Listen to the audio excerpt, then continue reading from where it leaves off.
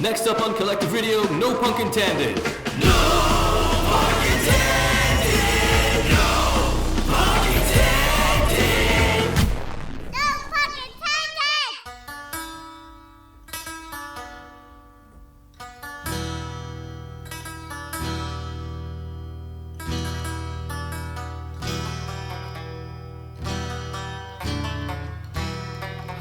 On the first day of rush, it was raining.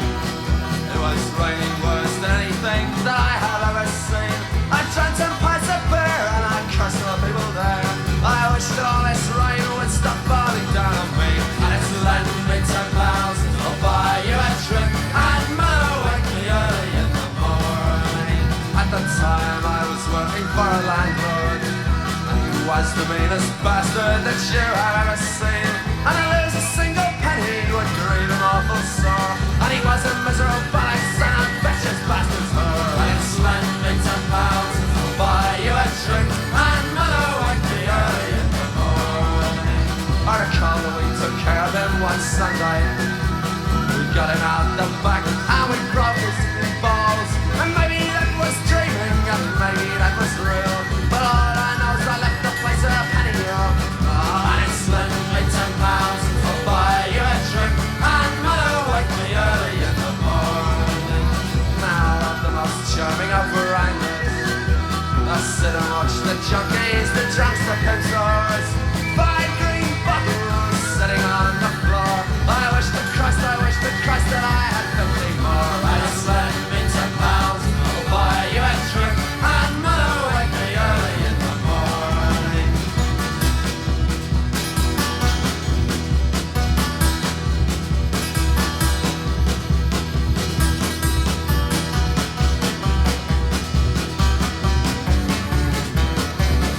And it's lent me £10, I'll buy you a drink. And Mother wake me early in the morning. The boys and me are drunk and looking for you. We'll eat your friggin' entrails and we won't give a damn. My daddy was a blue shirt and my mother a madame. My brother earned his medals riding goose in Vietnam. And it's lent me £10, I'll buy you a drink. And Mother wake me early in the morning. On the first day of March it was raining. It was raining worse than anything that I had ever seen. Stay on the other side, your uncles, you can never tell. We were first like a gang of devils, we're not boys and I can't see hell. That's lent me £10, I'll buy you a drink. And Mother wake me early in the morning. And it's lent me £10, I'll buy you a drink. And Mother wake me early in the morning. Hello, and welcome to the very first edition of No Punk Intended. My name's Jim, and in this show I'll be taking you along with me on a little exploration of the edges of punk music. Basically, we're setting out to not answer the question, what is punk? There is no single answer to that question, which is why punk has been able to reinvent itself and persist for almost half a century now. The edge of punk is a blurry line, it's much disputed, which gives us a lot of room to play about in, right? We're still resolutely not going to answer that what is punk question, but in each edition of No Punk Intended, we'll focus on a particular edge of punk where it overlaps and spills over into something else. In subsequent editions, we'll do folk punk, ska punk, power pop, proto-punk, emo, pop punk, punk rap, thrash crossover, and rave punk. But we're going to kick this one off with Celtic punk, as you might have guessed from the first song that we just played. The Pogues got going in 1982, and The Boys from the County Hell, which is the song we just played, was their first single in 1984. But in fact, the version I've picked out to play is from a John Peel session on Radio 1 in April 1984, when they were still called Pogue Mahone. And according to the myth, I don't know how true it is, they had to change their name when Scottish Gaelic speakers took offence, because in Gaelic, Pogue Mahone means kiss my arse. So, the Pogues they became, reinvigorating the Irish trad music scene of the 1980s and inventing the subgenre of Celtic punk along the way. hats off to them. Shane MacGowan, the lead singer, the talisman and the poet of the band, died in late November 2023. I think the public reaction to his death said a lot about the significance of the Pogues. I think it's fair to say that all of the other bands that will be playing in this evening's show owe something to the Pogues. Sometimes that's explicitly obvious, sometimes it's a direct connection, direct support, and sometimes it's less obvious or a kind of distant musical influence. But is it punk? That's another question that I'm not really interested in answering, but it's a good one to ask anyway. Shane MacGowan and other members of the Pogues were around the early punk scene in London in the late 1970s and early 1980s. MacGowan had been part of other bands that didn't make a mark, like the Nips. But importantly, they were also part of the London Irish community. Shane MacGowan himself, and I think the rest of the band, were born in England. So you could describe the Pogues as an English Celtic punk band, but really it's that diaspora Irish influence that's key. You can hear that. You can hear that to the extent that the Pogues are more like a trad Irish group with punk energy. The tin whistle's really prominent in there. There's banjo, accordion. It would also be typical of Irish trad groups.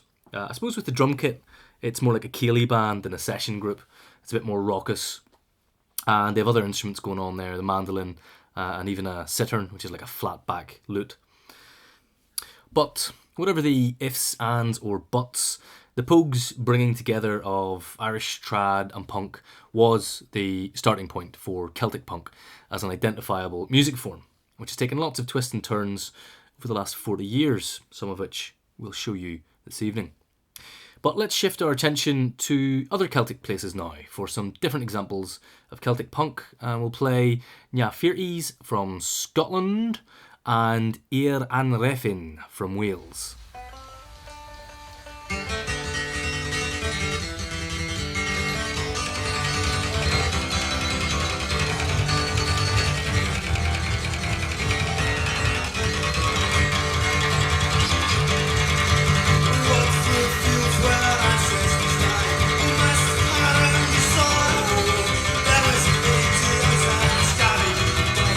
Tracking away to the part of the road.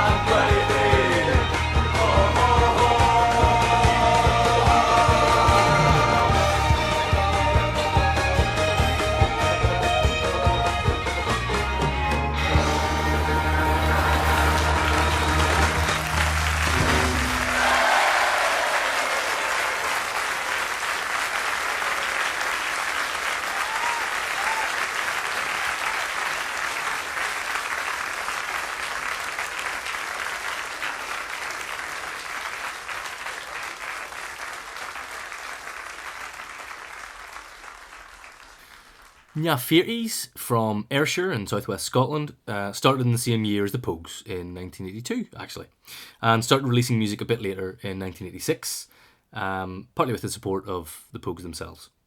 The song we played is called Hills in New Galloway from the 1990 album Desperation in a Dying Culture, and they supported the Pogues on tour in France in 1987.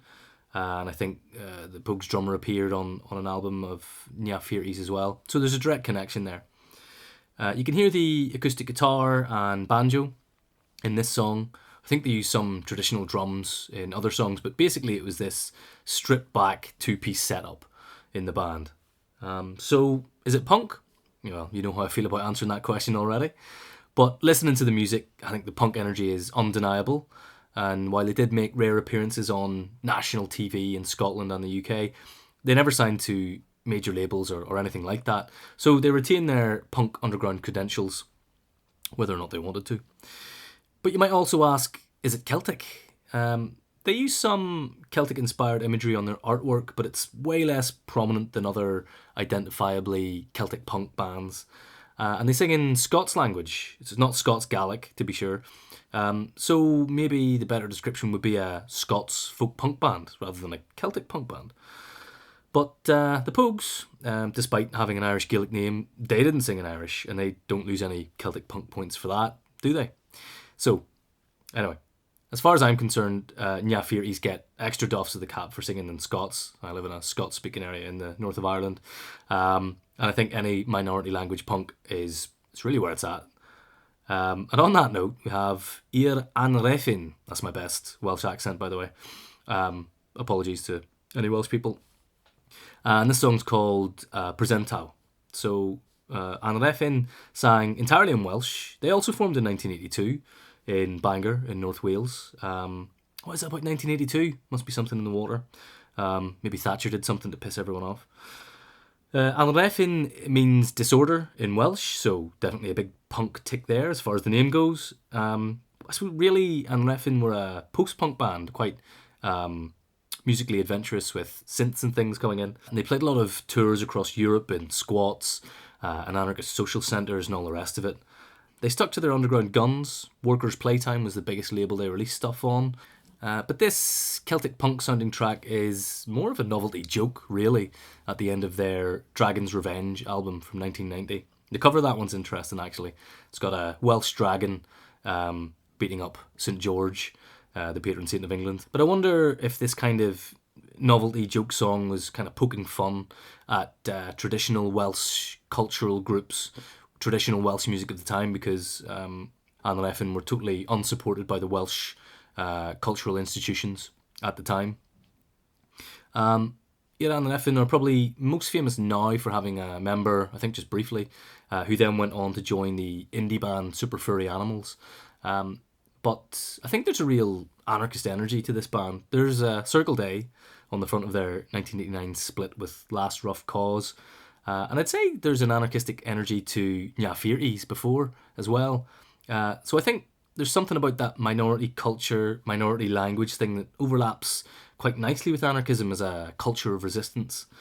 But I think there is a danger of it slipping into something reductively nationalist too, which I think you can see in some other Celtic punk bands. But anyway, we'll come to that later. For now, we'll travel to some other Celtic places. First to Brittany in the northwest of France with the band Melmor, and then down to Galicia in northwest Iberia with Tecor Societario. And it's a bit of a change of gear here, musically as well. Way more of a punk influence, and I think these sounds fit much more closely with a contemporary understanding of the Celtic punk sound.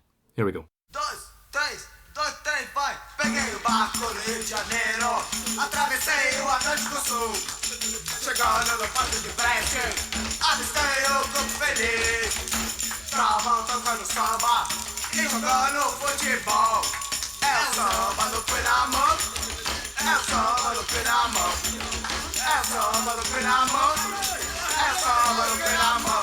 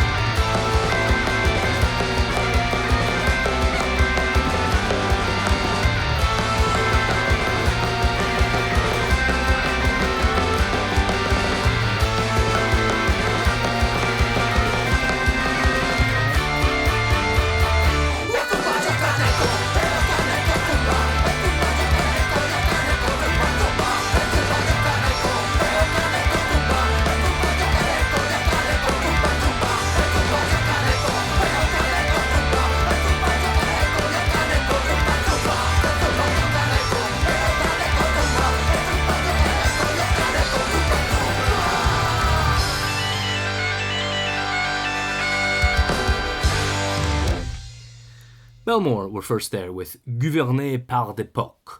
That's my best French accent. Which is French for governed by pigs or ruled by pigs.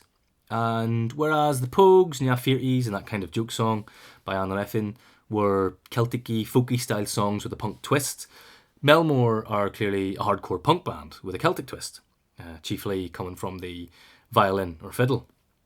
So Brittany, where they're from, is a Celtic part of the world. Culturally and linguistically, it's quite close to Cornish or Welsh, more so than it would be to Irish or Scots Gaelic. The artwork on Melmor's first album includes standing stones, stone circles, swirly Celtic knots, and so on. So they're certainly tapping into that Celtic vibe, but they sing, as far as I can tell, in French and not the Breton language. They formed in 1993, and the songs from their first album in 1997, which was co-released by the label Mass Prod, who have done a lot to represent Brège or Breton punk. Sticking with the upbeat punk energy, we had Tecor Societario from Galicia.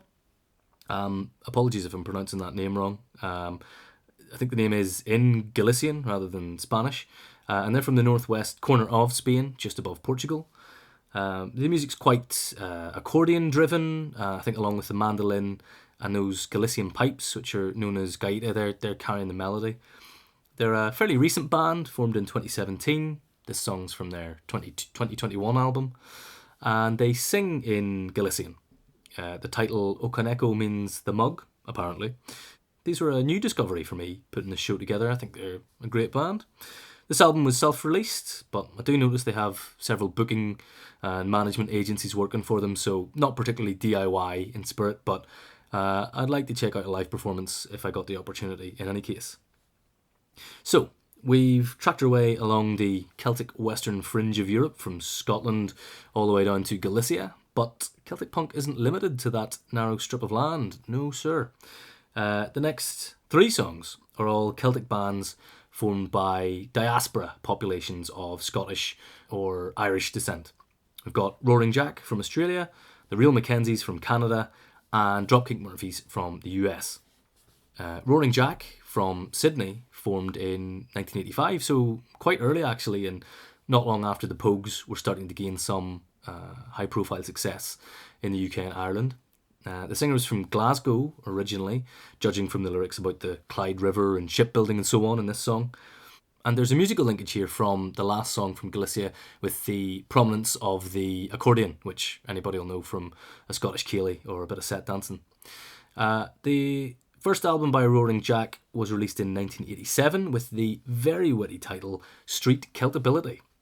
I do like that. This song is from that album titled The Old Dividing Rule, and I think the lyrics are really powerful in this one, especially where I'm sitting here in Ulster. Roaring Jack's singer Alistair Hewlett has been described as a socialist. He got an obituary in The Guardian when he died quite a few years ago. But their 1988 album includes some imagery that I would say is pretty anarchist looking, something to look into. I can't tell you more. But in any case, the anti-sectarian and anti-colonial message of this one really hits home. There's a line about the gentry give a smile as the Fenians and the Billy Boys in the sash their fathers wore battle it out while we're all kept in poverty. So let's hear that. It's Roaring Jack, The Old Dividing Rule. Now all my life I've lived beside the waters that they call the Clyde. I've built the ships, I watch them glide down the Moomalossa, trudge to work in sleet and rain, labour for another's gain. Know your place and don't complain, that's the rich man's law, sir.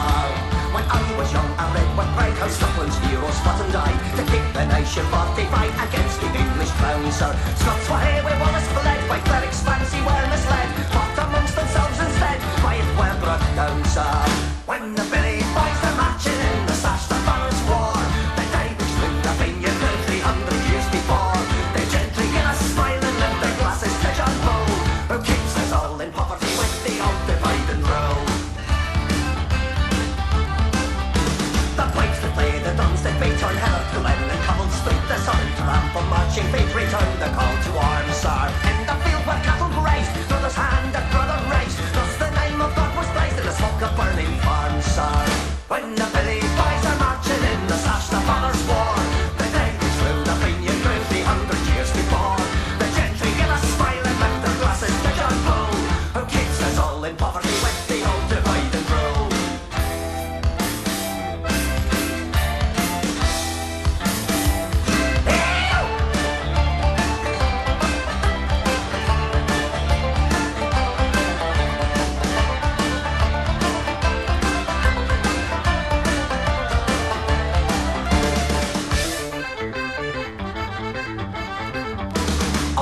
that I might see the day when tyranny is swept away. Honest work for honest pay becomes the right of all, sir. As for Gentile, so for Jew, Protestant and Catholic too, every race and every hue secure within four walls, sir. And to believe by opinion, together like a stand, to raise the flag of workers round all across the land. Declare it in the factory, the office and the school. We'll put an end to poverty and the old divide and rule.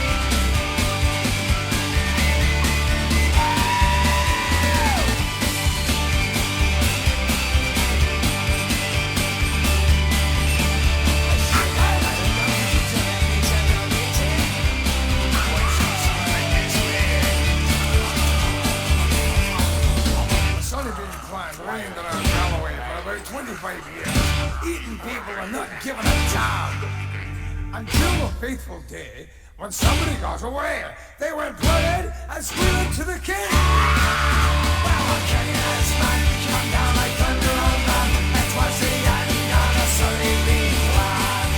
Oh, the sunny bean plan. A 25-year span. Struck terror in the hearts inside of people and glass of land. Instead of tea and smoke, they had human flesh and bones. Beware the sunny bean plan.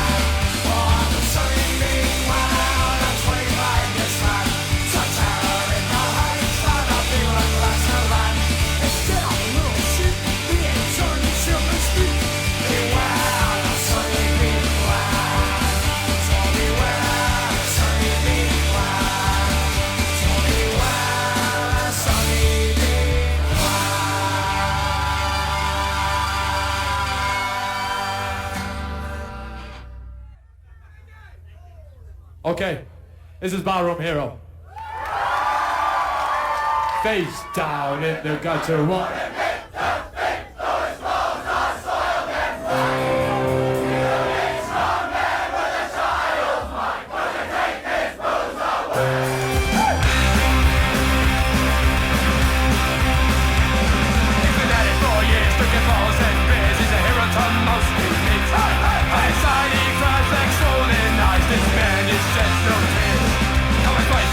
Sing a different tune as they worry about the daddy time.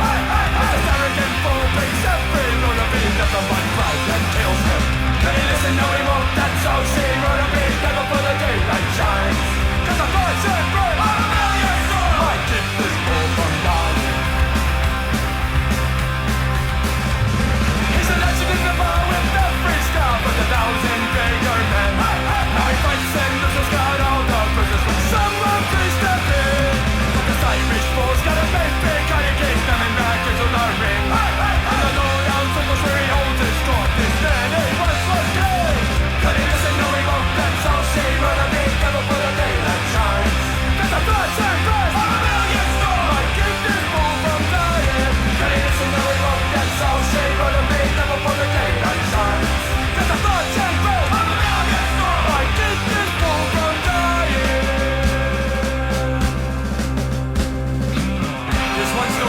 Boston punks and skins, our rowdy punks indeed.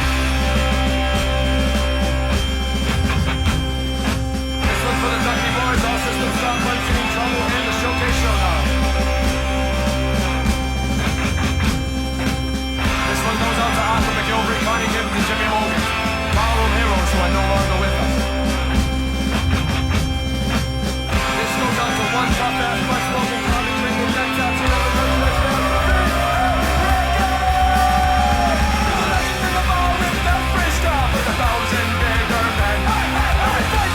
Got all the bruises from some freestyle men.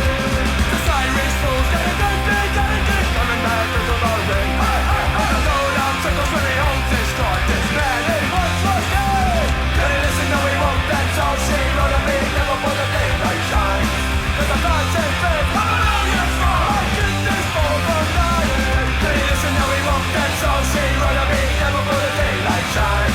Cause the thoughts and faith. Hallelujah, strong. I get this.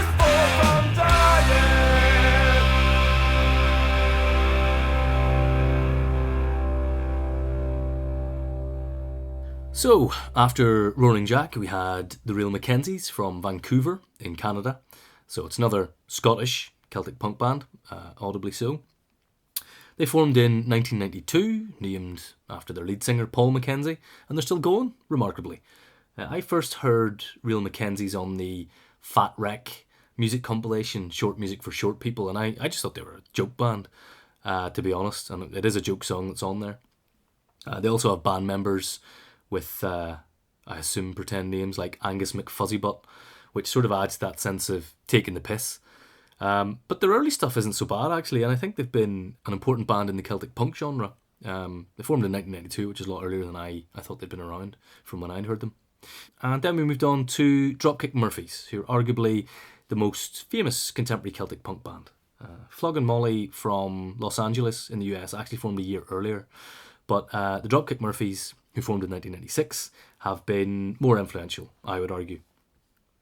They're from Massachusetts, over on the northeast coast of the US, near Boston somewhere. It's a place with a large Irish diaspora population. This song is from their first album, which is on Hellcat Records, which was managed by Tim Armstrong from Rancid and distributed by Epitaph, so connection with all those kind of Bad Religion bands. And they had Mike McColgan on vocals originally. He left after a couple of years. He's on this song. A bit later on, it's also notable they had a collaboration with Shane MacGowan from the Pogues in 2001, so another link back there. I think as well as popularising Celtic punk for the early 21st century generation of punks, Dropkick Murphys also popularised Oi. The Dropkicks' Irish diaspora identity is also tied into a working class identity. So lots of pro-trade union songs and that sort of thing, which you can also spot in Roaring Jack from Australia as well. The pride in place thing is interesting, taking pride in place, I mean to say. With Nyah Fearties and Anhrefn, I noted that fitted in well with their anarchist or anarchistic energy, this kind of culture of resistance. I think that's also the case with Melmor from Brittany. Roaring Jack, as I've said, had a socialist working class sensibility tied to that diaspora identity. But Dropkick Murphys are a bit grey zone politically. Well, maybe that's giving them too much of a hard time. They're not anarchists and they're not DIY, that's for sure. But it's a bit of a mixed bag politically. I think it's tied to being a Celtic punk band that makes it a bit iffy.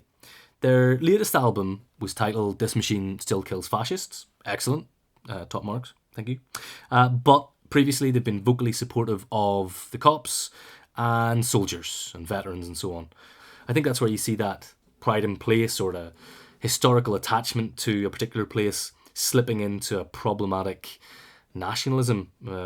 Could even be a latent xenophobia. To be fair to them, the Dropkicks did come out very strongly when neo-Nazis tried to use one of their songs for a white supremacist video. But there's obviously something about that national pride aspect of their music that made it attractive to Nazis in the first place. So it's a fine line to tread, and they don't get it right always, frankly. But what about Celtic punk from places and people that aren't Celtic? Yep, we've got that too. Our next two songs come from China with SMZB and Norway with Greenland Whalefishers. And this is probably a good response to the problematic association of Celtic punk with Celtic nationalism, because as far as I can tell, these bands don't have any particular connection to Celtic places or heritage at all. They just love the music. So first up, it's SMZB with Great Wuhan.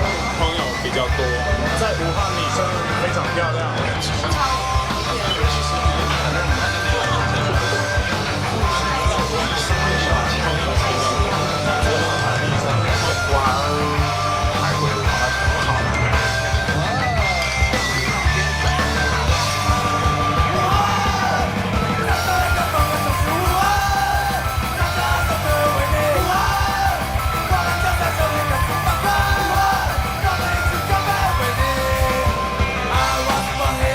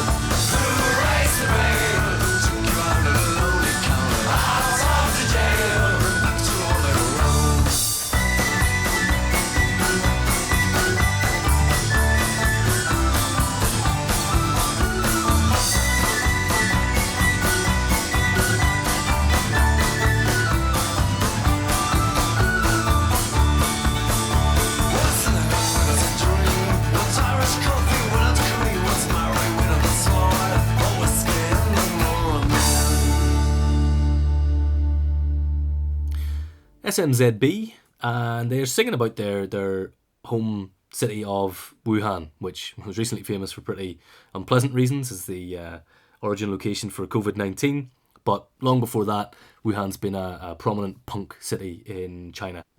SMZB sing in Chinese and English, and the influence of bands like Dropkick Murphys is really clear. You can hear it in the song structures, the breakdowns, and so on. They use a lot of tin whistle, which is very prominent in this song. They also use bagpipes in other songs. And this song's from their 10th anniversary album, 10 Years of Rebellion, which came out in 2008. In the same year, 2008, SMZB actually released a split with Greenland Whalefishers from Norway. Greenland Whalefishers themselves date back a lot earlier. They're from 1994. They're named after a Pogues song, and Dropkick Murphys name Greenland Whalefishers as an early influence. So adding on the split with SMZB, you can see a lot of direct linkages with Greenland Whalefishers across other bands in this genre. The tin whistle between the two songs links quite nicely. Greenland Whalefishers also have fiddle, mandolin, banjo, bouzouki, other instruments you'd find in Irish trad music. You might have spotted a big gap in the track list so far, because I haven't played any bands from Ireland. And I think there's a certain unease amongst punks in Ireland about the Celtic punk thing. The nationalist problem is one thing, but there's also the plastic paddiness of it all. For example, the video for the Dropkick Murphys' Barroom Hero song has these sing-along lyrics on the screen with a little pint of Guinness bouncing along the words. Yeah, it's that bad. And we're actually from Ireland. All that kind of stuff is just naff tourist nonsense. I will play you one Celtic punk band from Ireland, even though they're actually assholes. And that is Blood or Whiskey, who are from down Dublin direction. My negative impression of them comes from first-hand experience at the Drumacanoe Punks Picnic in the summer of 2008, I think it was. They got on like such rock star idiots that they were actually chased off the festival site. They're complete twits, sorry to say, and their plastic paddy music it's just a blatant attempt to cash in on a trend. So have a listen, see for yourself. This is Breaking Through from their debut album in 2001.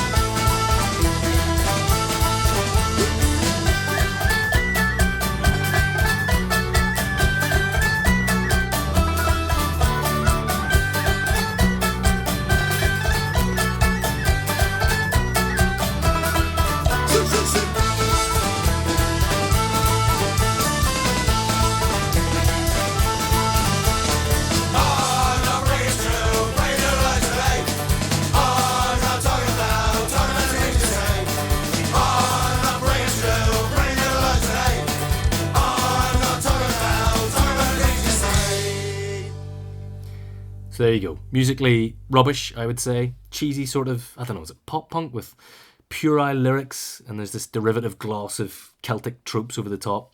I'm only playing this to dispel any notion that Celtic punk actually has a strong presence in Ireland. It's far more prevalent among diaspora Celtic places, a kind of vague performance of half-forgotten, nostalgified attachment to a Celtic homeland. But despite that negativity, sometimes those bands elsewhere actually make really good music. And it's true that when Dropkick Murphys or bands like that, when they play in Belfast or Dublin, they draw a huge crowd. But, I mean, typically it's an oi crowd, really. And the nasty nationalist element is always lurking beneath the surface. So for the diaspora bands, maybe that's less problematic. I don't know. It's problematic here. So we're nearing the end of the show. Hope you've heard some music you didn't already know. Maybe some of these links between bands have piqued your interest. Maybe you're screaming at the radio or computer screen, trying to tell me that you hate my guts or something that I've played is not punk, but I can't hear you, so feel free to carry on, shout yourself hoarse. I'll leave you with some more music from Ireland, but good music this time. We've had folky style bands with a punk inflection, we've had hardcore and oi bands with a Celtic twist, and that all makes sense, doesn't it, in that upbeat, lively style. But Irish music is also pretty morose at times.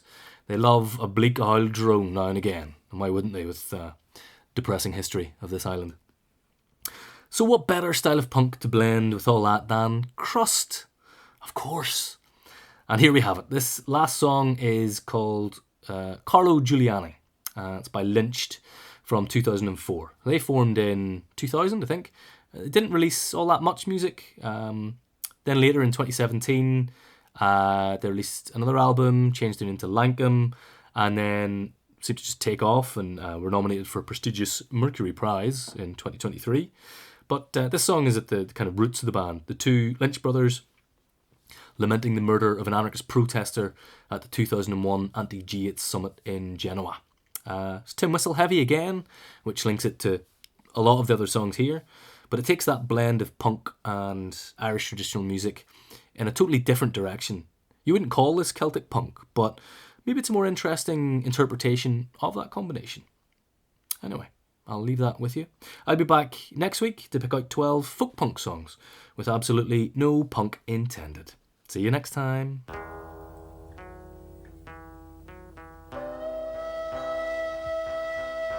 This is effectively a sort of anarchist travelling circus that goes from summit to summit, moving from each summit with the sole purpose of causing as much mayhem as possible.